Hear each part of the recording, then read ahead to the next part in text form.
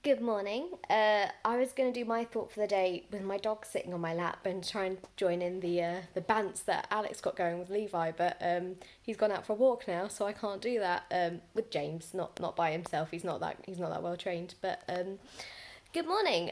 My name is Chloe, and I'm the church's communications and events officer. And I thought I'd talk to you about communication this morning, particularly because this last week I've been doing.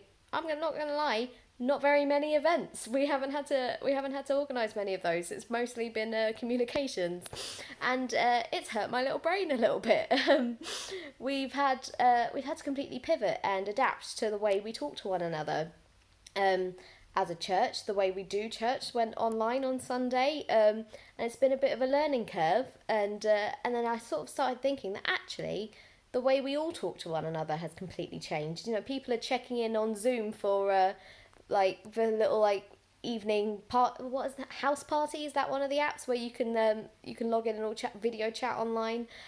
We had a video chat staff meeting this morning. That was very fun to see people's faces.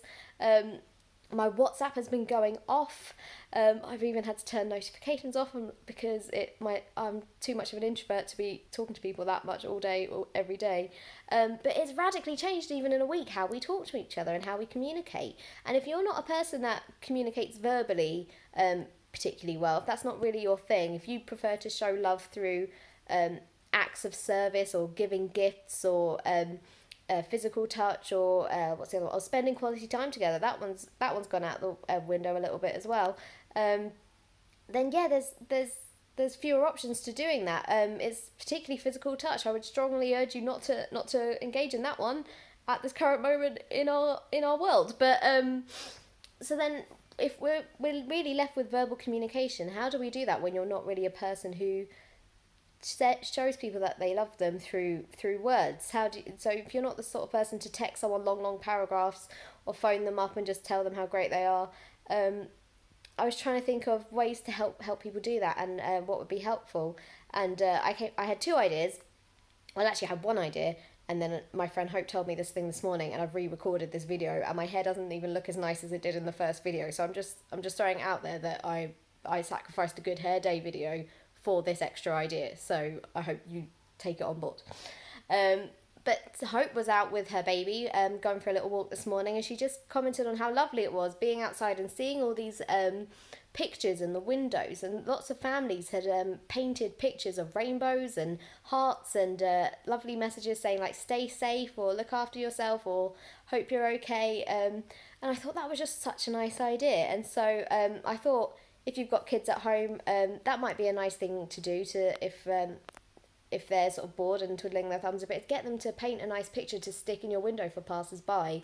And that's a nice way to communicate with the outside world, maybe. But with the people we love in our lives, I have a challenge for you. Even if you're not the type of person, or even if you are the type of person that happily spills reams and reams of words, if you're near me shakes, for example, who happily just tell people they love them all the time, even if you're not that person, something we did as a family a few years ago is my Auntie Kate, we were out for dinner, and my Auntie Kate suggested we go around the room and sort of describe each person at the table in one word. Which we all kind of rolled our eyes a bit, but we did it. And actually, it was a lovely evening. It was everyone decided the word for my mum would be wise, which if you've met Ros Satchel, very apt.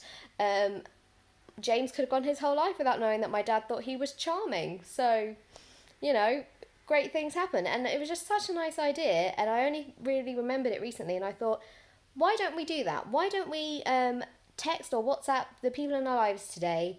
Maybe choose like three or four people that you know and think about if I was to summarise that person in one word, preferably a nice one, then what word would I use for that person? What is that one adjective that really sums them up? Because who doesn't want to hear that?